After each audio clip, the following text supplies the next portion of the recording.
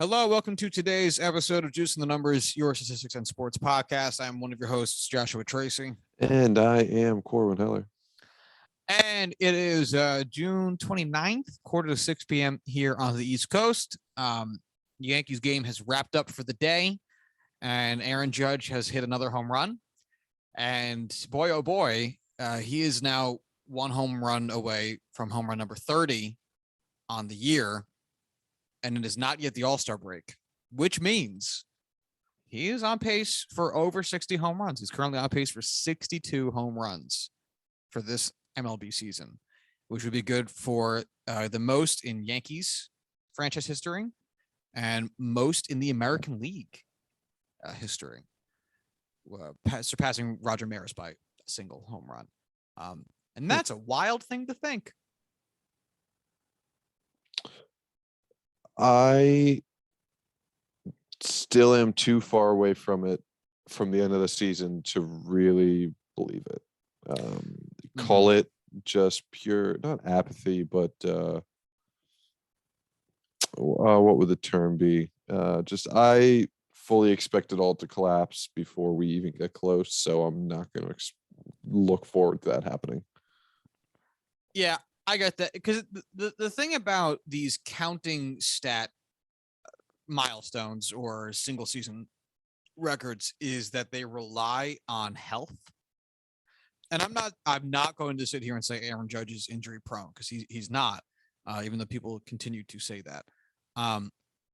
But if he were to become injured at any point this year for honestly more than like a week, really, like it's a 10-day minimum if you're going to hit the IL. Makes a lot harder, especially with how it seems so stupid to say, with how thin the margin is on this on pace. Because it's not like he's on pace for 70 and you go like, all right, well, he can reasonably cool off a lot and still hit 60. He's on pace for 62, which means there's not a lot of room for error for him to get to 60. Mm-hmm. So missing, 10, 15 games would be substantive. You miss 15 games, it's 10% of your season. Mm-hmm. So if he hit 62 games or 62 home runs, you take 10% of that, all of a sudden he's not hitting 6 home runs. It takes him from 62 down to 56 with all the same pacing. And right. That's significant.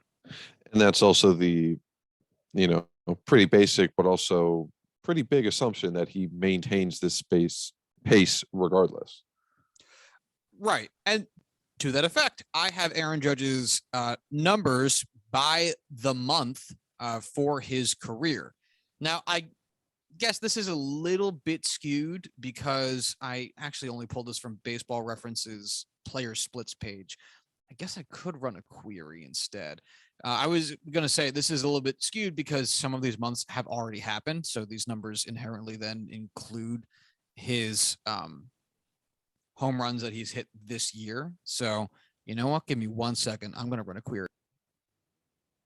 All right. So I ran a query to remove the months or this current year from the thing. So Aaron Judge has hit his, we'll go fewest to start, fewest home runs, historically speaking, in the month of May, which has now since elapsed. He has hit his most home runs in, it was kind of September and October. It's got to be regular season. Yeah, because the regular season sometimes extends out. So, all right, so that's just regular season. Yeah, September, October. He has hit 35 home runs in the month of September/October, which means if you account for his career, 186 home runs, then those 35 home runs are 19% of his total home runs.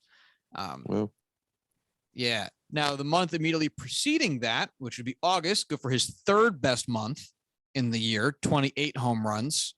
Or another way of looking at that, there we go. 15% of his career home runs come in August, and July is his second worst month. So we're heading into, I guess once he gets past July, 2 of his 3 best hitting months per home runs of his career. So I guess there's two ways of looking at it. One, July might be scary because he's only hit 22 home runs in the month of July, second fewest right behind May. However, on the flip side of that, May he's typically not good in for home runs. He has only hit 21 home runs in the month of May in his career. Up until this year, where he hit 33. Oh, sorry. No. Boy. Oh, sorry. Could you imagine if he had 43? No, he did not. I have it still on career splits, not this season. Hold on. I'm not even going to edit that out. I'm leaving that in. Oh, man. I do like that you read the number, and before you even caught yourself, you knew that number was wrong. He hit 12, which, wow, that's fucking nuts. So from 2016 to 2021, 5 years. Granted, he didn't play a lot in 2016, but still, 5 years. He only amassed 21 home runs in the month of May, and then this year he hit 12, effectively increasing that number by over 50%. That's fucking nuts.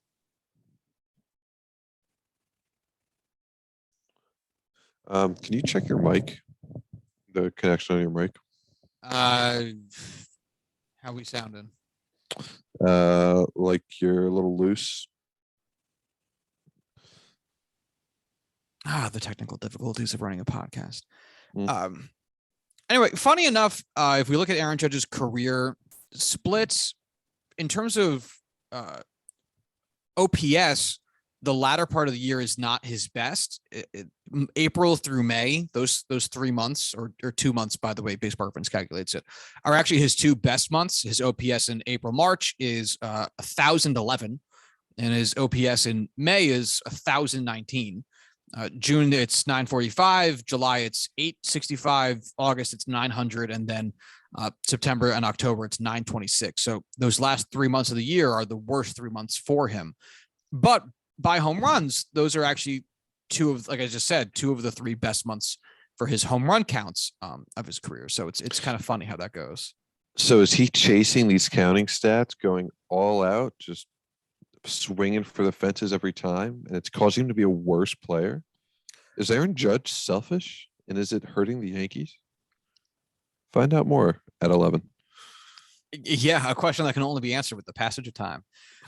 Interestingly enough, we still don't have an extension. Aaron Judge did sign his arbitration deal. He settled, which was crazy. The Yankees initially were offering 17 at the outset of the arbitration hearing, and Judge was looking for 21. They met in the middle at 19. Man, if I was him, I'd have taken that shit to this goddamn Supreme Court. Well, which doesn't mean much today. But I would have taken that shit to the highest authority that reasonably could rule on it as possible to be like, no, I demand $21 million. I am your team right now. As someone who's not a Yankees fan, I really hope that's him going to his agent just saying, I'm sick of hearing from these motherfuckers. They don't want to sign me to an extension, which he has come out and said. We're done talking to him. Let's find a new team. Mic drop. I'm scared, and it's so funny because I had so much joy when Mookie Betts did this to the Red Sox. I felt so happy when Mookie was like, no, fuck you. I'm not taking an extension. I'm going to go test free agency. And that brought me such joy. And now that I'm going through it with Aaron Judge, I'm very sad. Non sequitur for a second. What could Eric Hosmer have done to make me just drop my head into my hands? If you had one guess. The only thing I saw from a highlight perspective was yesterday's play. No, like live. Oh, like just now? Yeah. Hit into a ground ball double play? Yes, he did. Yeah. Just the one play he knows how to make every time. Did you see that Hosmer play that I was talking about where they got walked off by the Diamondbacks yesterday, I think? I heard about what happened and have been avoiding that clip. Basically, it was a ball hit between the first and second baseman. Hosmer gets to it, knocks it down, gets it in his glove, and then from his knees, really bad, awkward throw to second with runners on first and second. Because the ball gets dropped by the second baseman trying to get the lead runner or the runner going from first to second out. The runner from second had just powered his ass around third. And because the outfield wasn't playing close enough to corral that ball that got away from the second baseman, was able to score. Bad play. Haas probably couldn't have gotten into first, but dude, just put it in your pocket. Yeah. Like the runner wouldn't have scored. There was an open base at third. If anything, throw home. It's that feels like a mistake a rookie would make, where it's like you think you can do everything because in college you were the guy, or on your AAA team you are currently the guy, but not something that Eric Hosmer of all people should do. Not something Four-time Gold you Glover. need to do. Yeah, that's the other thing. Like, dude, you have gold gloves. 4 of them. This one should have been a deduction of 1. Take 1 back. Yeah. Rawlings shows up at your door like, Oz, you're embarrassing the organization. He only has 1 year where he finished the season with positive DWAR. 2020, his 3rd year in San Diego, he finished with positive 0.1 DWAR. So, good shit. And he earned every drop of it. Yeah. Mm-hmm. I'm sure. Let's actually see if we can.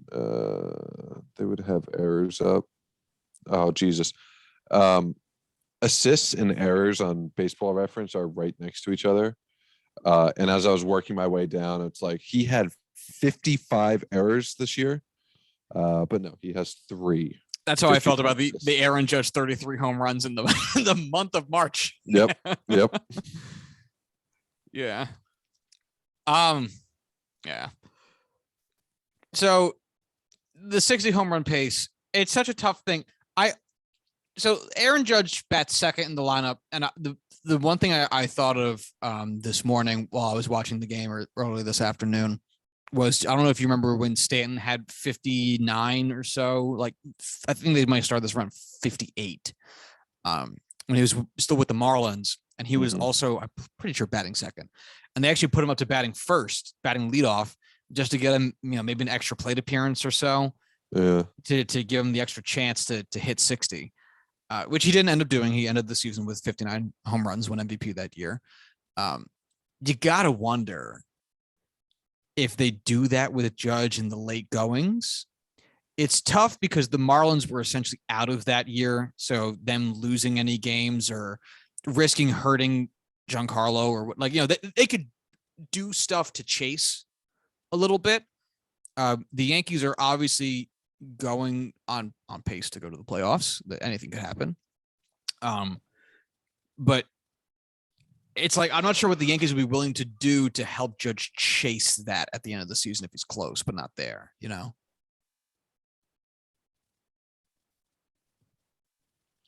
Sorry, 2 guys just collided in the outfield going for a pop fly. Sexy. Yeah, no. All right, I promise I will give you back my attention. That's okay.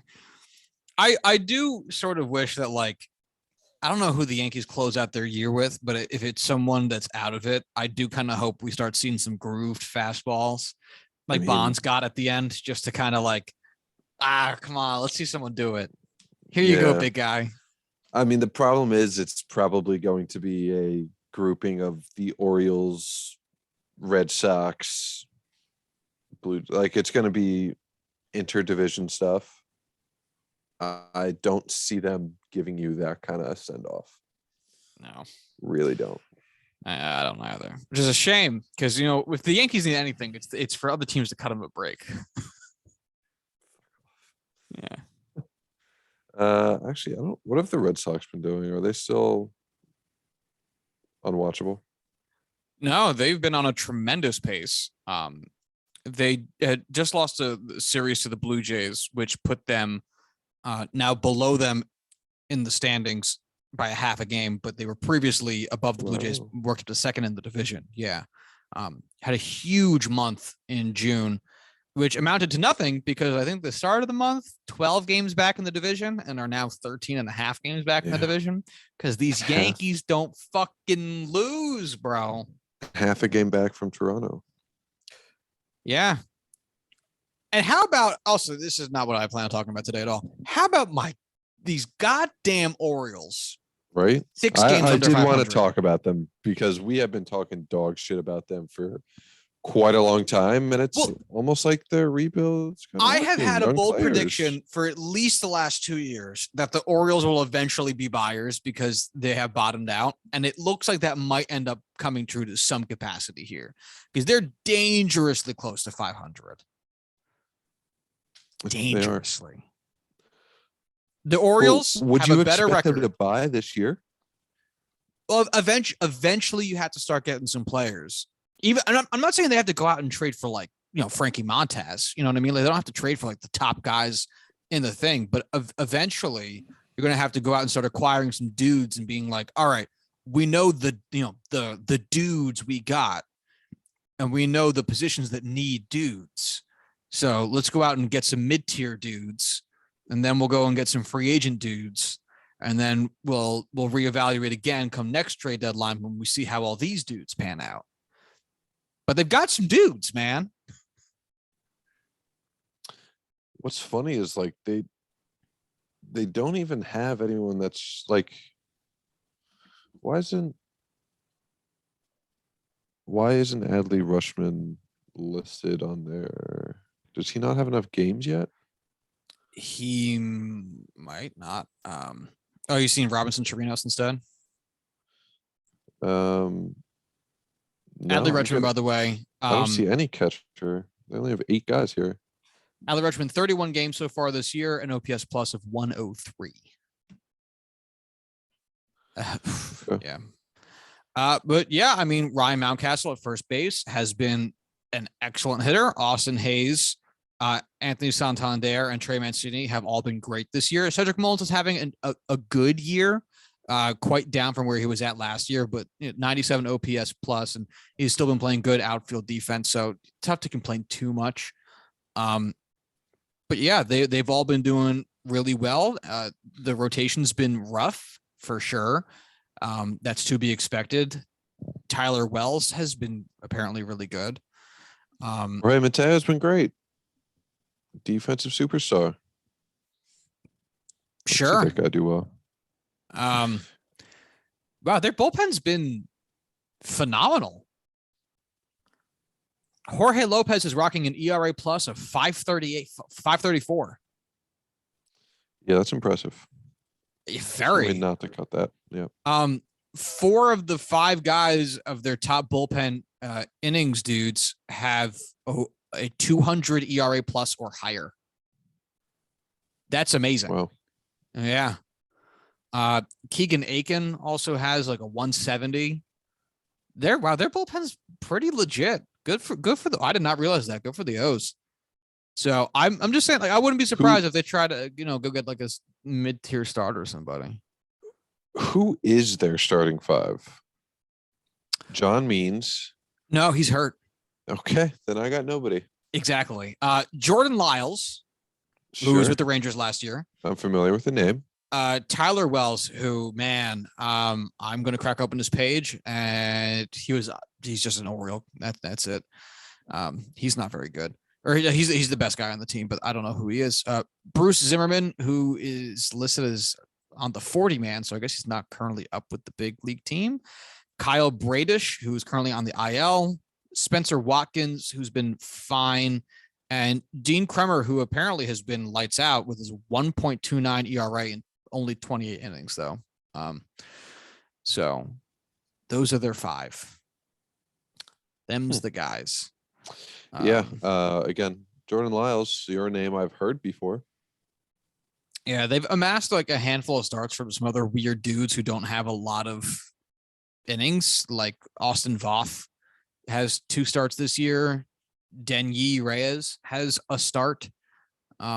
Chris Ellis who's on the 60-day IL, has 2 starts. Yeah, so a lot of that stuff.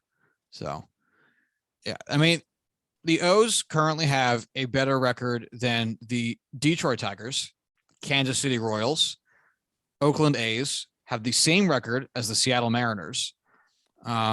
Better record than the Miami Marlins, Washington Nationals, Pittsburgh Pirates, Chicago Cubs, Cincinnati Reds, Arizona Diamondbacks, and Colorado Rockies. I think that puts them pretty middle of the pack, which is sad, but still. Hey, do you remember when we were talking about the Mariners going to the playoffs? What the fuck happened? I mean, we know what happened, like major pitching regression, hitting not being able to do enough, but oof, they've fallen pretty damn far. I mean, a major pitching regression. Robbie Ray. Wow, that contract's not working out at all. Nope.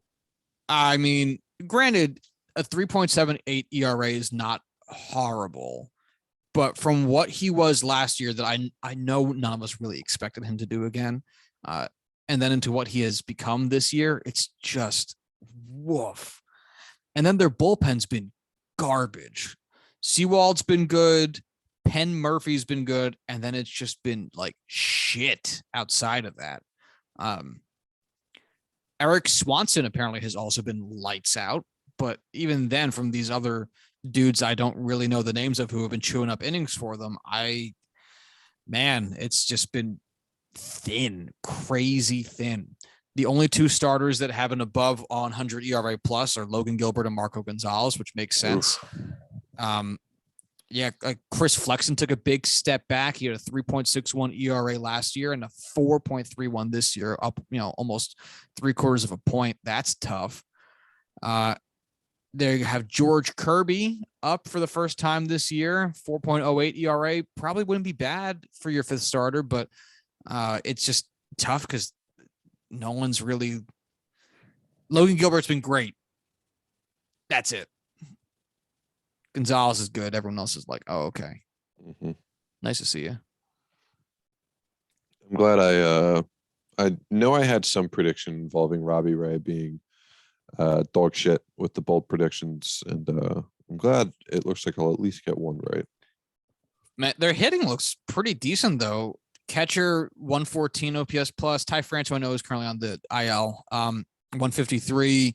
JP Crawford 114. Eugenio Suarez 123. Jesse Winker 106. Julio Rodriguez 129. Taylor Trammell 126. The two weak spots are Adam Frazier with a 73 and Abraham Toro with a 57. The bench also not super good, which, oof. Justin Upton, OPS plus 31. What one? 31. Hey, dude. Love you. Such a great career. You might want to think about retiring. Yeah. Just do it for all of us. You know what's wild? His career WAR is 32.4, which I really would have expected to be higher. Yeah, I think I would have too. I think it would have been solidly like 40, 41. Yeah. Hey. Granted, the last 4 years, he's been worth negative 2.4 WAR, so it definitely was higher 4 years ago. Whoa. Yeah. Oof. Ouch. My bones. Yeah. Bones are their money. Yeah, that's tough. Sorry, Justin. It's time to stop. Yeah. You're very wealthy. I don't need to apologize to you. Speaking of teams who are bad, the Oakland A's have not just been drawing ire from fans for, not being good in any way, shape, or form, but have been also drawing the ire of owners, which it's weird to be on their side, but the owners are on the right side for once, only because it's fucking with their dollars. So the point of contention amongst fans and owners alike is that the Oakland A's aren't spending any money. This is a fan gripe anytime any owner does it anywhere. This is an owner gripe this year because MLB reinstituted revenue sharing. And instead of the Oakland A's expanding their payroll due to the increase of dollars, they have instead shed payroll over this past offseason and are pocketing the money that they are now receiving from other owners, which obviously is pissing owners off because you're essentially just taking money that really, if we're being honest, you would have kept yourself because it's his excess dollars that the owners definitely weren't putting back into their team. But so really it is truly a wealth transfer. It is money that, Hal Steinbrenner would have kept for yacht number 7 and is instead funding the owner of the Oakland A's yacht number 3 or whatever. Instead of it being an on-field product where you're forced to spend it in any kind of way. And so for once, the fans and owners alike are aligned. And it's showing, man, in the Oakland A's performance, they have a .325 win percent. Oh my God. Worst in baseball, on the second lowest payroll in baseball, only above the Baltimore Orioles, who are lapping them in performance with a .461 win percent. We just said they are performing better than many teams this year for once. What gives me hope for change, which is a sentence that I think it's been several months since I've uttered such a phrase. Because you're fucking with the owner's money, I think we finally see revenue sharing causing a price floor to get potentially implemented. Is that something they have to do in the CBA? Or is that something the owners can vote on at the end of the season? I don't know. I would imagine it has to go through the CBA because players would have to get a voice in that, because even though theoretically it would positively affect their wallets, it would still affect their earnings in a certain capacity. So I would imagine the players would have to have a voice in it. Yeah, real quick. Last year, wow. All right, last year, total adjusted salary, or I guess in this term, payroll, $88.68 million. So their payroll got cut in half. With revenue sharing being added back in at a higher quantity. And where that money goes, straight into the what's his fucking name? It's like Jim something. It's like not White Boy Supreme name. Jim Brown Boy Supreme. Actually, Jim Brown sounds totally right. John Fisher. See, just generic white man name. If you said Paging John Fisher at the Bass Pro Shop, half of the people would. That was really good. That sounded correct. Thank you. Wow. That was a total guess at how to do that. Professionals. That's what we are. Just hoping and praying based on what I've seen comedians do in stand-up specials. It's true. Yeah. What's all right, non sequitur. What's a stand-up I should watch later? What's a stand-up that Quinn and I should watch later? I haven't really watched a lot of stand-up, if we're being honest here. Recently. Sure. Go rewatch a Carlin special. They're all on Amazon Prime. Fair. That's very fair. They're all great. It's true. Upsetting, but great. Yeah. So the Oakland A's, Corwin Heller, who's the highest paid player on the Oakland Athletics? And for bonus points, tell me what their salary is for this year. You know what? First initial thought was Matt Chapman. Doesn't play for that team. No, he does not. I doubt it's Frankie Montas. Frankie would be the third highest paid player on the team. By the way, if Matt Chapman was on the team, he would be the highest paid player. Yeah. So points to you for that. Who the fuck is it? A pitcher or position player? Position player. Ramon Laureano. Nope. He is signed a deal yet? An ARB player still. Fuck. I don't know. Dude, this is so Scotty. It's Steven Piscotty. Is it? It's Steven Piscotty. Corwin Heller, how much is he getting paid? Steven Piscotty. For the highest paid player on the team. I don't think it's over 10 million a year. I think it's going to be like 9.5. You're over. It's No just way. it's just over 7.5. Oh no. So get this. That you know what? 7 was like Steven Piscotty's a $7 million player a year. It can't be that low. So Oh, so number one, number two are Piscotty and Elvis Andrus, who's Andrus is also getting paid 7 million flat. And then after that, it's ARB players. It's all ARB players. Legit. Let's see. The next 1, 2, 3, 4, 5 players are all arbitration. they have There's two guys. There's 2 vets making vet minimum there. 2 old dudes, Stephen Voigt, who's getting paid, who's 37. Wow. And Yeah. Jed Lowry, who's 38. Each of them getting paid literally vet minimum $850.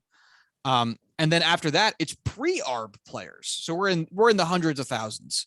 So if we're going top 10, let's see, 2, 4, 6, 8, 10. The 10th highest paid player on the Oakland Athletics is making league minimum because he is pre-arbitration. What the fuck? Pick another team. Oh God. The Rangers. They can't be spending money. They actually just spent a lot of money this offseason. They spent a whole bunch of money. Fuck you, Texas. Texas Rangers are. Go ahead. Give me the Diamondbacks. Okay, Arizona Diamondbacks are 25th in payroll at 86.7 million. Let's see. Let's look at their 10th highest paid player. Let's see. 2, 4, 6, 8, 10. It is an arbitration player, second RBer, Caleb Smith, making $2 million. $2 million salary on the Oakland A's would be 8th. Oh, Jesus. Yeah, just below Ramon Laureano, who's an ARB 1 year player. I mean, it's depraved. It is depraved. Yeah. And sorry, what are you gonna say? Nothing productive. Why? And so if we were to add back in, this was the little thought experiment I wanted us to kind of run through a little bit. If we were to add back in some payroll to get them up a little bit closer to where they were last year, like how many players do you want to give them with their current contracts? Make up that extra, let's call it $50 million. Want to do 4 players, 5 players? Sure. How many you want to do? Yeah, 4. All right. So in that case, we're looking for 5 different $10 million a year players, just about, of which there are plenty. So let's see. You could add in, Jose Burgos is having a tough year. Dansby Swanson is a $10 million a year player. He is currently, as we talked about just in the last episode, leading all shortstops in WAR this year, or at least all National League shortstops, I believe. Well, that's a 10. Now, you couldn't have signed him. He's under a different type of contract, but that's the kind of value you could go out there and find. Sonny Gray with the Minnesota Twins is a $10 million a year player. Joey Gallo, $10 million a year player. Carlos Santana, who just got traded to Seattle because he's having himself a tidy year, $10 million a year player. Teoscar Hernandez, $10 million per year player. Eugenio Suarez is now at 11 million, which is I guess at the tippy top of our budget. I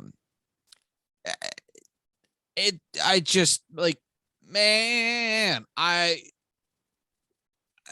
if you added 4 players like that, 4 like what 2, 3 WAR players, you know how much of a difference that would make on the Oakland Athletics organization this season? I imagine immensely. Well, just to paint a picture for you, I would like you now, Corwin, to guess how much WAR the player on the Oakland A's with the most WAR has. I'm not going to ask you who it is, but how much WAR do they have? 1.7. Oh, my friend. It's not that good. 0.3. What? What? Oh, sorry. That's wins above average. Sorry, for WAR, it's 0.8. I mean, it's not much better, but fuck. 0.8. The A's have, let's see, 2, 4, 6, 8, 9 players above 0 WAR. That's it. That's it. So if you added 4 dudes, if you added 1 dude with 2 wins above replacement, he's leading the team by leaps and bounds. Leaps and bounds. So that is actually just batters for pitchers. I didn't look at the pitching side of it. They have 3 guys over 1 WAR. Paul Blackburn, 2.3. Frankie Montez, 1.6. Cole Irvin, 1.4. And then they have a handful of guys under 1 but above 0, like AJ Puck, Domingo Acevedo, Sam Maul, those types of guys. But yeah, for batters, I mean, it is rough. The batting WAR for the team, negative 2.1. Pitching WAR is better, 3.3. But I mean, neither of those are good, man. Neither of those are good. This is a bad team. On another little non sequitur, Go ahead. I was looking at total WAR for all of the Oakland Athletics. There's a guy here with 42.2 career WAR named Home Run Baker. It's the only name listed. They don't give his birth name anywhere. It doesn't matter. What do you think his career high in home runs is? All right, so if they don't list his birth year, he's got to be an old time dude. Like, I'm thinking like early 1900s when the home run was like a novelty thing and no one cared. So I'm going to say his career high in home runs was like 15. 12. Damn. Oh, I was thinking 12. 12. I was thinking 12. I'm like, no, he must have been a slugger, you know? Damn it. Oh. Yeah. In 13 years in the big leagues, he did not break 100 home runs. Have we considered the fact that maybe he hit the first home run? And that's why they called him Home Run Baker. There's a fair chance that happened. What was his first year in the bigs? 1908. Damn. Philadelphia Athletics. Yeah. Nah, damn. Did not hit a home run in his first season. Maybe the name is derisive. You fucking suck, dude. You can't hit any home runs. Get out of here. Home Run Baker. Maybe he was always saying, this is it. This is the game. I'm cooking up a home run. So they're like, okay, Home Run Baker. Huh, yeah, right. Wink, wink. Yeah, he would have to do a lot of push-ups in today's MLB.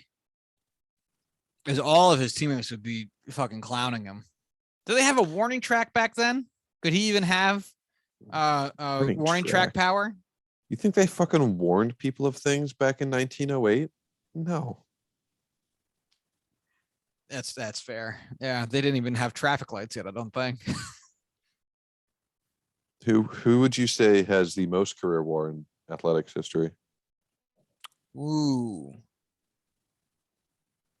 All right, part of me wants to say Ricky. Big part of me wants to say Ricky. I'm going to say Ricky. Yeah. Ricky is 2. Of Ricky's 111.1 career WAR, 72.7 were with the Athletics. But Eddie Plank's 77.2 WAR with the Athletics of his 90.8 total is number 1. Clearly, the A's have to re-sign Ricky for a handful of games so that he can cross that threshold. Become franchise leader. Current Ricky Henderson. Today, present day Ricky Henderson. Present day Ricky Henderson would be an improvement on this team. Let's not lie to ourselves. All right. Do you know Eddie Plank? You familiar with the name? No, not at all. I feel like you made it up, but go ahead. Played 17 seasons in Major League Baseball. Debuted at age 25 in 1901. Started his first season 3.31 ERA. Brought that down to a 3.3 in his sophomore season. and never went above 287 for the remainder of his 15 years. Retired at 41 with a 1.79 ERA. Got paid $9. Yeah. Oh, jeez. His career, he once led MLB in strikeouts per nine with 4.9. 4.9 leading MLB. Oh, it's just so bad. Yeah, it's just so bad. Yeah, those pitch to contact dudes wouldn't make it out of single A, like short season single A today. No. Eddie Plank has 90.8 career WAR, and he would not be drafted this year. Eddie Plank would be surprised that we let minorities vote. Like, his stats should be irrelevant. He would pitch to Ricky Henderson, and Ricky would just. No, he would see Ricky Henderson and be like, "When did we let this happen?" Oh, god damn. Yeah. His stats shouldn't even matter. No. But for the A's, I mean, I just can't get over this complete payroll erasure that leads to nothing. You know, because like it's one thing when we see teams at the top end of the payroll spectrum do this, because it's very easily justifiable in air quotes, but justifiable under the guise of, well, they're just trying to get under the luxury tax threshold, and then next year they're going to go all in. You can't even say that about this. Now, I'm going to pull up next year's free agent class, and hey, maybe it's a bunch of really great players. There actually are some really good players here. So maybe they do go all out in next year's thing, but there's no reason for this either. And it's just so odd because a very easy strategy that we've talked about so many times in the show when you're a bad team with low payroll is, why not just sign some guys, even though you're not going to expect to be good, to trade them away at the trade deadline? And you can help bolster your farm system a little bit that way, since you can't trade draft picks. So you can't stock up on draft picks like you can in other leagues. You only have the ones you have. I think you can trade some certain types of picks, like conditional picks, I think, or international draft pool money is an option too, but whatever. Doesn't matter. Like sign a dude. And then when it's time for, the trade deadline to come and go, just let that dude go for a handful of prospects. I mean, pocketing the money is just such a obviously deceitful and heinous thing to do, because why? You're already rich, you fucking piece of shit asshole. You already own a baseball team. Also, your parents founded the Gap. Like, you do not need money. You were born in money. There's no reason for you to do this other than you're a piece of shit. But it also just seems like poor baseball acumen for eventually being able to rebuild your team and, make more money. I feel like I'm taking crazy pills every time I talk about this, because the easiest way for you to make more money as the owner of a baseball team is to have a baseball team that's, fucking good. God damn, it's so fucking stupid. What a fucking insult. Your parents founded the Gap. Yeah, right. Oh god. Hold on. Yeah. MLB farm system rankings is what I was looking for. Where are the Oakland A's in this? I bet they're not high. They are low. Yeah. 22nd. Oh my God. 22nd. Wow, that's so not good. Now, what are the Orioles? Our hometown Baltimore Orioles. They are number 1. Yeah, that sounds about right. That's what you want. The number 5 prospect in the Oakland A's organization is a man named Max Muncy. Oh, the other Max Muncy. Yeah. Yeah. Yeah, spelled the same way.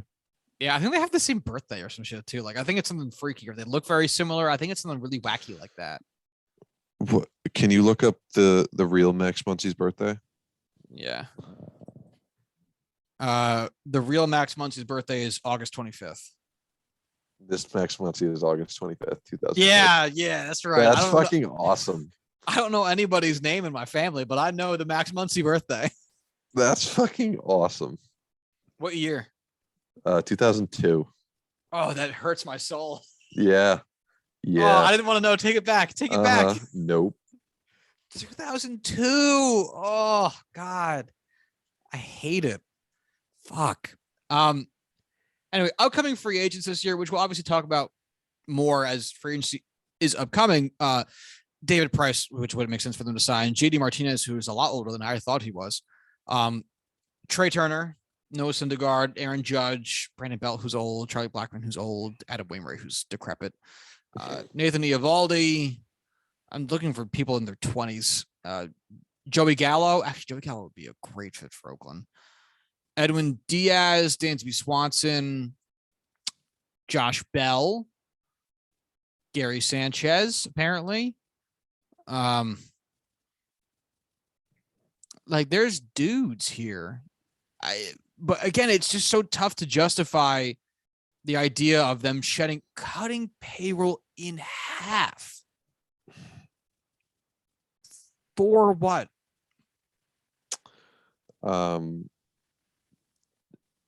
For just a number that they can show board members. Is there a board of the Oakland Athletics? I have no I idea. honestly don't know how a baseball team works. Like I know they have an owner, but most companies still have a board. I just can't believe that there's not a stipulation within the revenue sharing program that it has to be allocated to payroll or operations in some way. You know what I mean? Like there's no way that the Oakland A's could go from $87 million of payroll last year and receive, I don't know, let's say they received $20 million or some shit like that. Who the fuck knows? I'm going to make up a number. So theoretically, they should be comfortable spending $100 million at minimum for this season. And instead are spending, 44, which means that they're 45, which means they're pocketing $60 million off of that. And I can't believe that the ownership group would be owners within MLB would be so vapid as to not say, here's some rules. You know?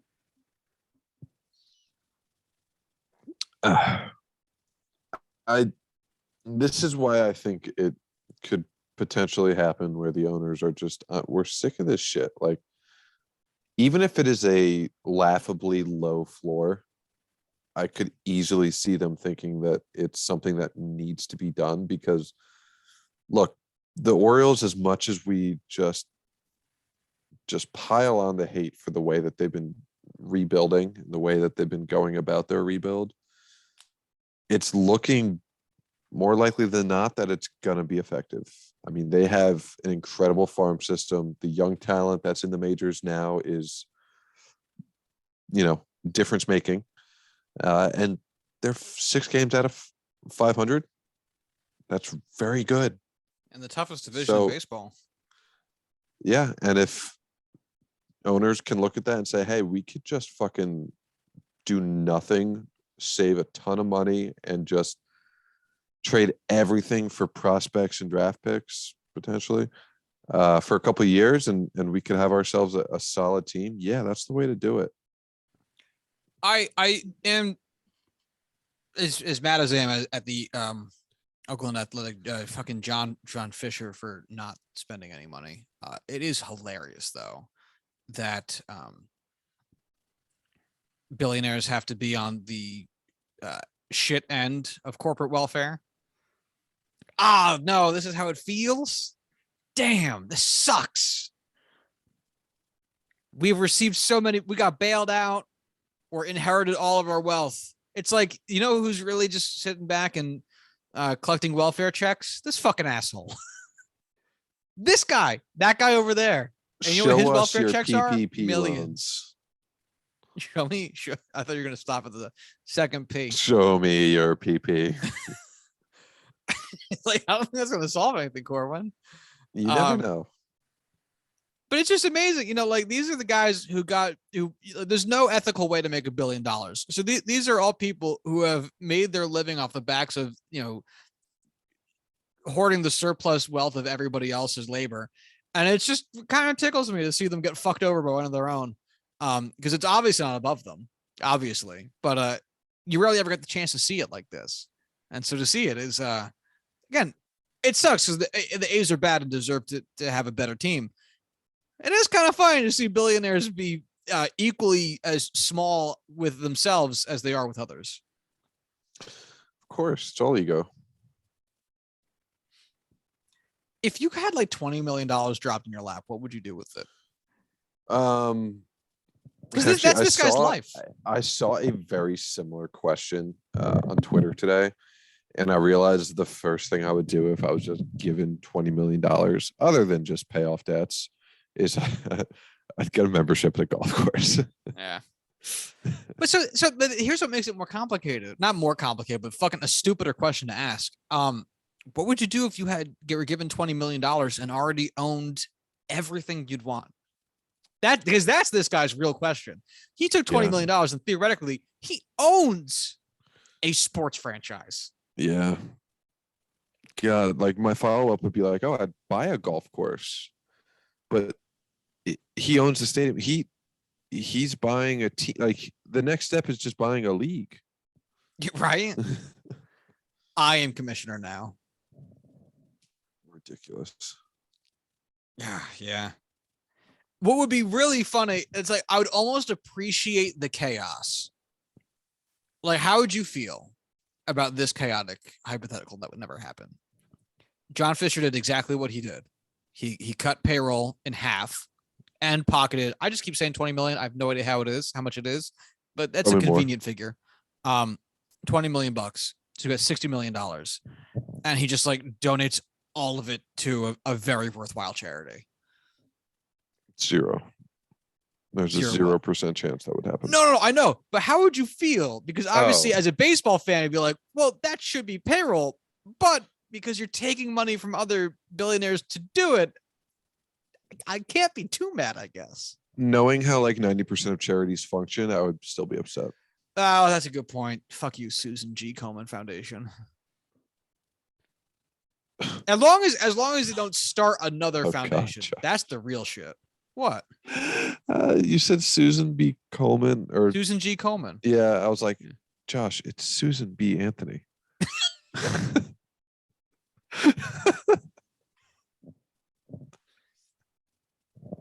How dare these women vote? How dare the hubris to think they know better than me, a man. Long day. Yeah. Holy shit. Fuck you, Susan B. Anthony. Oh, that's fucking funny, man. Oh God. Yeah, we're on our game today. Get another year, and all the work she did, it will be gone. Yeah, I can't wait to make decisions for my fiance. Yeah. You excited to take control of her bank account when she's no longer allowed to have one of her own? I'm really looking forward to it. I can't wait to sign permission slips for when she has to drive into town. It's going to be really exciting. Oh God, like we joke, but this is just it's the path. Come back in 1 year and we'll have this conversation. And we'll see how far we are from these things happening. Or we'll see what uniforms we're wearing. Exactly. Yeah. Yeah. Oh man. Anyway. 1984 was like 25 years too early. Yeah. Oh God, it's like so hard to pivot off of too, because it just like sucks my mental capacity right away. But here's the transition. Hockey happened. And now hockey won't be happening for a while because Stanley Cup final is over. And the Colorado Avalanche have bested the Tampa Bay Lightning in 6 games. Which, thank God. Oh, we needed that. Yeah, I would not have been happy if they somehow threw that away. Yeah, it comes on the back of a final score in Game 6 of 3-2, which was a nail biter there at the end. Or sorry, no, 2-1. Sorry, which was a nail biter there at the end. It was a laugher of a series at first, and then of course, much like the Rangers series, it comes back to Tampa where they score a bunch of goals and life is pain. And then went back and forth a little bit. The Game 6 ended up being in Tampa for its conclusion, and so the Stanley Cup was awarded amidst rousing silence, which is always stupid. It's good to have. As fun it is for teams to win, as fun it is on their home ice, doing it in an opposing stadium where you're either getting booed or it's just utter silence and you could just hear everything. It's good to be reminded of that because it's so fitting. It's lovely to see those fans who have already had so much given to them over the past few years have to suffer. I mean, I would prefer it be on home ice to hear some cheering as the Stanley Cup gets delivered. But yeah, it is nice for the Lightning. How about the fact that the Lightning act like fucking little bitches for the whole series every time a goal got scored? People are wildly successful and then are wildly entitled because of it. Who would have thought? Yeah. The Conn Smythe Trophy ended up going to a lot of trophies get handed out with this stuff, so I'm not going to read out all of them. But the Conn Smythe, the Conn Smythe ended up going to Cale Makar. 8 goals, 21 assists, 29 total points from the defenseman in his 3rd year in the NHL. He has already won Norris Trophy winner this year. No, the Norris Trophy. He was a Calder winner. First team All-Star the last 2 seasons.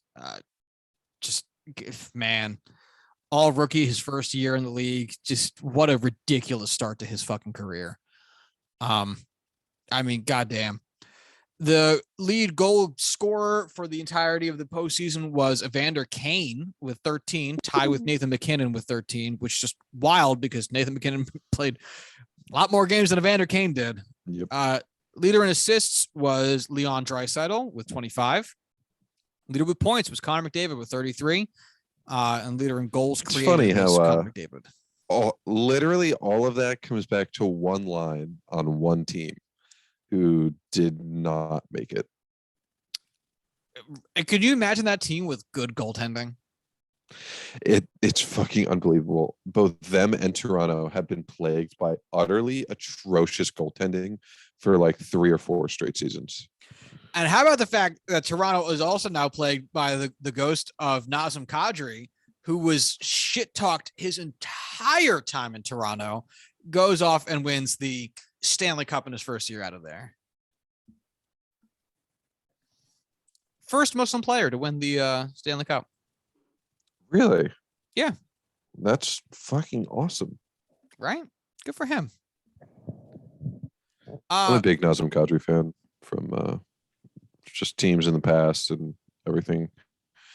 Very fun young player over the years. Speaking of players and teams from the past, this also is the mark of another dynasty. It is the mark of the Corey Perry losing in the Stanley Cup Final dynasty, as he did lose his 3rd straight Stanley Cup with 3 different teams. After getting knocked out by the Tampa Bay Lightning twice, joins them and loses. That's so fitting. It's just amazing. It's amazing. And fuck Corey Perry in the ass. That guy sucks. I hate Corey Perry. I'm sorry that him get railed like that is just wonderful. Nothing will ever make me happier than the long walk of shame during the Winter Classic when he had to walk what felt like a quarter mile from the rink to the dugout, or I forget what stadium it was, but yeah, long, lonely walk very early in that game. Real quick, I misspoke. Nazem Kadri's in his 3rd year with the Avalanche. I don't know why I said first. I knew it wasn't right. That's why I had to look it up. I honestly wasn't paying attention, so I didn't catch it. So all is good. Yeah, in his time in Colorado. He oh shit, I didn't realize he scored 87 points this year. Wow. Yeah, he was on an utterly electric start. He was on a 110-point play pace to start the season. Like he had a wild year. Yeah, career high in goals by no, it's not sorry, four goals shy of matching his career high. And then just almost double his career high in assists. I know he was hurt for a while. How many games did he end up playing? 71. Really? Yeah. I guess it was mostly in the playoffs, end of the season.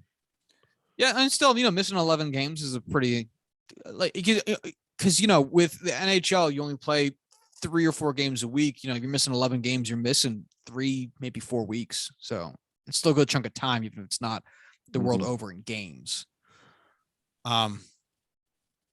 Yeah, so great to see from them. The Avalanche, who had struggled, which I know is weird to say because they won the series, but they had struggled a little bit after game 2 to really have leads. Since they didn't have a lead at all, I think in game 1, that was the overtime game that they won.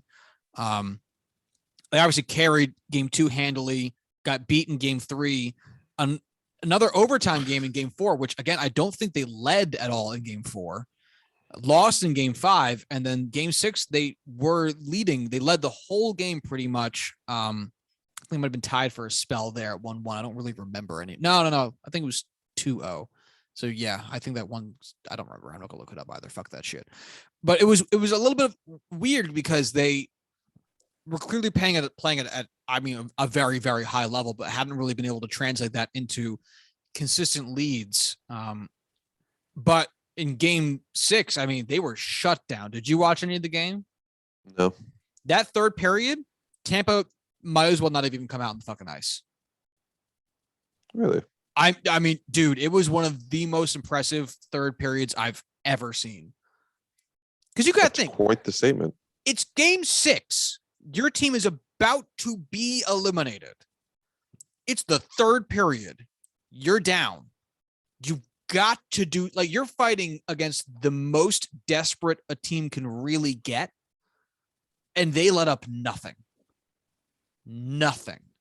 Nice. I mean, that shit was fucking impressive. And it was stuff like you get so many moments of that from the Avalanche throughout the series, where they were really, even though they didn't have leads necessarily, their play just suffocated the Lightning at various junctures. So, able to overcome Vasilevsky, got some suitable goaltending from Kemper. It was a great series. Good. Who's your prediction for who's going to be in it next year? There's the question of, do the Avalanche go back? I say no. I also say no, only because it's just so hard. It's very, very hard to go back. Even in appearances, it's tough to go back to back. So let's say let's go with fucking Edmonton. Edmonton figures it out. Edmonton's there next year, and they lose in 6 games to the Rangers. I'm gonna say, I already was gonna say Edmonton, but I'm gonna say Edmonton and Carolina. I wouldn't trust Carolina. I would, if I had to pick a real non-homer answer, I think I'd pick honestly Toronto. It wouldn't be a bad guess. I like Carolina. Granted, I didn't watch a lot of regular season hockey, but just going based off of how they performed against the Rangers, I know that series went to 7 games, but Toronto never really, they lacked a lot of the offense. They had a really solid forecheck and they had some good goaltending, but they really didn't have much on. No, Carolina. They really didn't have much going on the offense. And once the Rangers were able to kind of do more in figuring out how to navigate their forecheck, that was kind of it. That was all they seemed to really have. Because once they were in their own defensive zone, they were good, but they were, I think, vulnerable at a lot of points, lacked the offense to make up for it. Sure. That's for me watching one series of hockey this year against Carolina. So what the fuck do I know? I need MSG to not be a network anymore. Please stop. You're not good at it, and I hate you. Yeah. I hate you. We all hate you. If there's one thing that Rangers, Islanders, and Devils fans can agree on, it's that MSG network fucking blows. Please just stop. Agreed. Yeah. It'll never stop. Why don't we close on Freddie Freeman? We've been going for a little bit. What was the thing that you had read? Basically, Freddie Freeman and his contract negotiations with Atlanta. His agent had failed to tell Freddie about the Braves' final offer, knowing that Freddie would have accepted it because he wanted nothing more than to stay in Atlanta. And seeing as Freddie played in his first series in Atlanta this past week, he found out about it and fired his agent. He signed a 6-year deal in LA. He doesn't want to be there. He wants to be in Atlanta. And I think this is going to be, this is just coming out, but I think this is going to end up turning into a pretty interesting story because of how utterly emotionally devastated Freddie Freeman seemed to be when he was back in Atlanta this past week. I think he requests a trade. And I think it would be wild to see Olsen and Freddie Freeman traded 1-for-1. Maybe a little bit going back to the Dodgers on top of it, but we'll see. Yeah, sure. Let's do it. Why not? They're signed to extremely similar deals. Olsen's honestly on a better deal. They're playing the same level of baseball. Atlanta wants him back as basically the face of that team outside of Ronald Acuna. Freddie wants to be back. It's not like, there's some wild amount of moves that need to be made to make it work. Like it's about as close to a 1-to-1 as you can find. No, it is. No, it is not. How not? All right, let's address the points of the matter. First of all, Frederick Freeman is 32. Matt Olson is 28. So there's 4 years of depreciation that don't factor in with Matt Olson. All right. Secondly, let's see. Matt Olson, 1.2 WAR this year. Freddie Freeman, 2.4. So Freeman's overperforming. So, all right, maybe those two things balance out, but I don't really fucking think so. And then let's see, 6 years, 162. Olson, 8 years, 168. So Olson's cheaper. Yeah. Like by a good amount.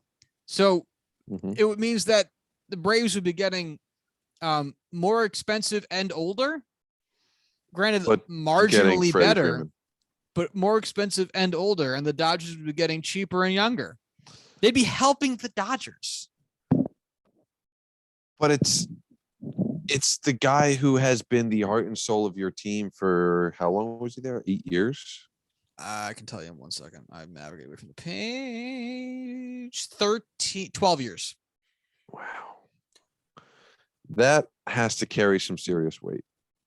Look, I'm not saying I expect it to happen, but I think of all of the feel-good trades that you could possibly have in baseball, that one is probably the easiest to wrap your head around occurring. I think the only way that happens is if Freddie Freeman is like somehow both playing for the Dodgers and on his deathbed and has 24 hours to live.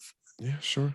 And the Dodgers are like, we'll trade him to you for like a can of Coke, so that he can die a Brave, or die an Atlanta baseball person, and let that be it. I don't think that's happening any other way. Yeah. Sure. It's also, I get Freddie firing his agent. I'm sure he's mad about it. It is also a little bit got to be performative because his agent's getting paid on that whole contract because he negotiated it. So I just checked if Freddie has any opt-outs, which doesn't look like he does, which means that I believe the agent's getting paid for every year of this contract since, again, he negotiated it and helped him sign it. So that agent's getting paid one way or the other. If Freddie gets a different contract, renegotiates, I guess, I think, I don't really know. I'd have to ask somebody who knows more about this shit than I do. What happens with the agent's compensation. But if nothing changes,